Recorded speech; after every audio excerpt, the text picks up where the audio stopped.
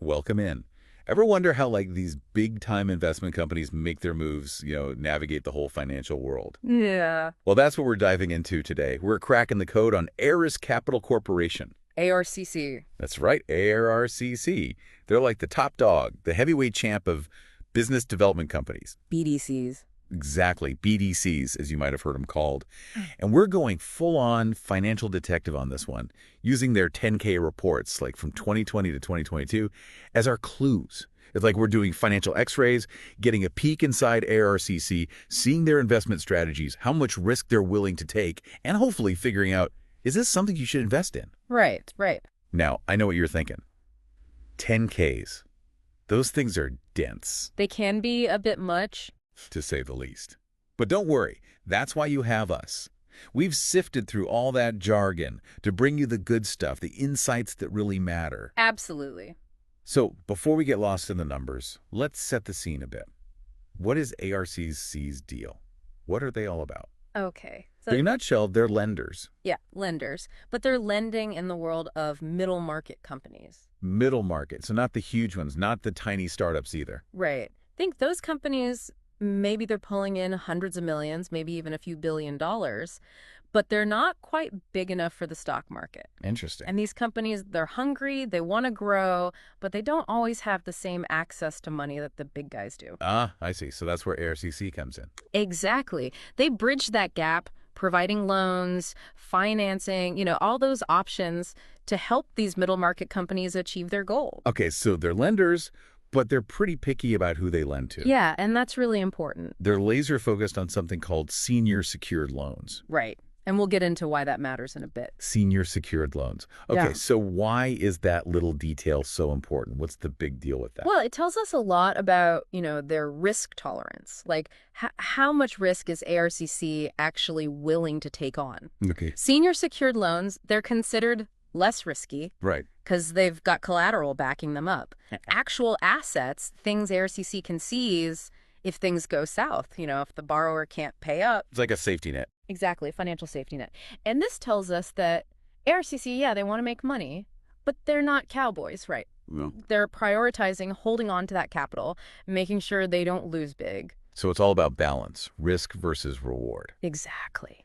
Okay, so how did this whole strategy actually play out in the real world? Let's rewind a bit. Back in time. Back in time, exactly. Let's go back to, say, 2020. Oh, 2020. Yeah. The world was a little crazy back then. A little bit. Pandemic, businesses freaking out, market going up and down, like Like a roller coaster. yeah, like a roller coaster, exactly. Yeah. But even with all that chaos going on, ARCC, they still managed to eke out a 1% annualized net realized gain, according to their 2020 report at least. We're right. Not too shabby, considering. Not too shabby, not, set the world on fire kind of returns. But hey, staying afloat during a global economic earthquake, that's something, right? That'd be good. But we got to keep it real, right? Market volatility, it can shake even the steadiest ship. Oh, absolutely. And that's something to remember. ARCC stock, much like a lot of BDCs out there, it was trading at a discount compared to its net asset value. Basically, the market was saying, yeah, you're worth something, but not as much as you think you are. Yeah, that uncertainty in the air, it definitely affects how the market values things. For sure. And speaking of uncertainty, that 2020 report, it highlighted some key risks that ARCC was facing. One of the big ones, the pandemic messed up the capital markets, made it harder, more expensive for companies to borrow.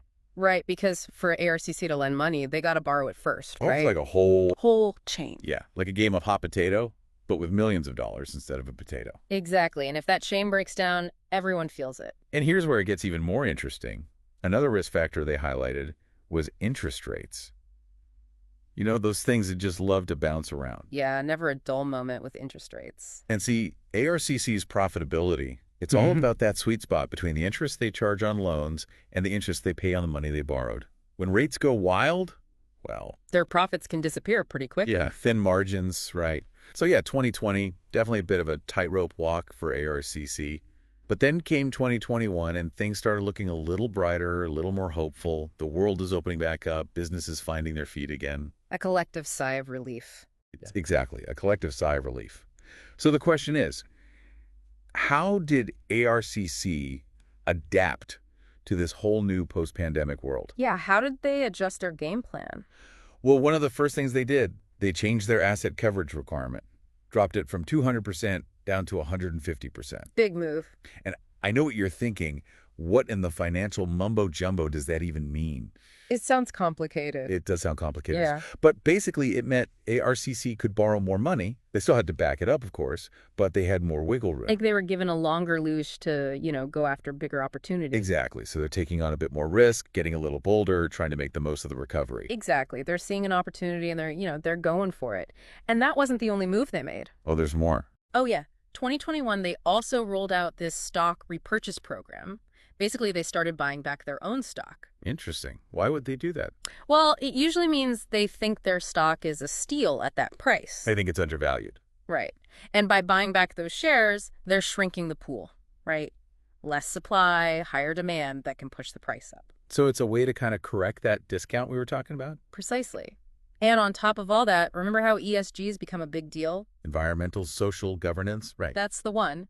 Even back in 2021, ARCC was starting to dip their toes in the ESG pool. So they're thinking about sustainability, ethics, all that good stuff. They're not shouting it from the rooftops just yet, but their 2021 report, it hints that ESG is becoming a bigger and bigger factor in their decisions. Okay, so they're adapting to the times, trying to stay ahead of the curve. Exactly, but then, bam, 2022 hits. And the world says, hold my beer. Right, like you thought 2020 was wild. Hold on, we're just getting started. War in Ukraine, inflation through the roof, interest rates going up like crazy. A whole new obstacle course for ARCC to navigate. So how'd they handle it? Well, their 2022 report, it shows they really ramped up their investing. Like they were on a mission, but they were strategic about it. Oh, yeah. What were they focused on? They were looking for the sectors that could handle the pressure, the ones that were built to last. More. One example that jumped out at me, they put money into a restaurant owner and operator. Restaurants. During all that, that's a bold move. Right. But think about it. They're playing the long game. People are always going to want to go out to eat. Once things settle down, they'll be back. Exactly. But here's where things get really interesting. The 2022 report, it also gives us a peek behind the curtain on how they actually value their investments. Okay. Always good to understand that. How do they figure out what things are worth? Well, they mention using unobservable inputs a lot. Unobservable. So not as simple as checking the stock market.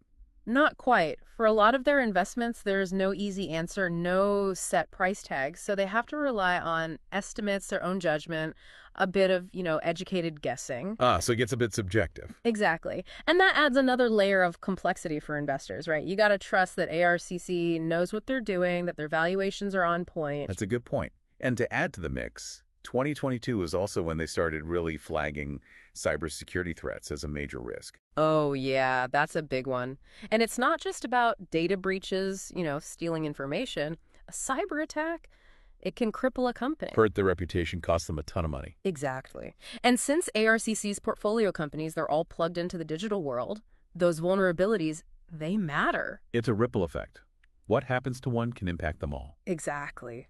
So much to think about with ARCC. I mean, we've covered a lot of ground here, looking at their moves, their strategies over the past few years. What's the big takeaway here? I think the big takeaway is ARCC is a major player. What they do, it affects businesses all across the U.S. They're lending money, helping these middle market companies grow, but there's always risks involved. There's always a balance, right? Yeah, always. And whether ARCC fits into your investment plans, well, that depends on how much risk you're comfortable with, how long you want to invest for, and if you believe in their game plan. That's some solid advice right there. Knowledge is power, as they say. Absolutely. The more you know, the better decisions you can make. So keep asking those tough questions out there. Stay curious. And until next time, happy investing.